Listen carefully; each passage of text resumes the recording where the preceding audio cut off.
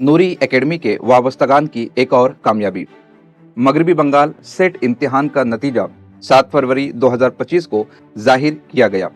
अल्हम्दुलिल्लाह ताला मौलाना अबू सईद मिसबाही, हाफिज सफदर रजा, मकसूद अली, नुसरत इकबाल और राजकुमार सिंघा साहिबान ने शानदार नंबरों के साथ इस इम्तिहान में कामयाबी हासिल की है। मौलाना अबू सईद मिसबाही ने कहा कि नूरी एकेडमी के जरिए सैकड़ों स्टूडेंट्स उरूज व इर्तिका की शाहराह पर गामजन है। हाफिज सफदर रजा का इस कामयाबी पर कहना है कि आज उर्दू दुनिया में नूरी एकेडमी का अपना एक अलग मकाम है।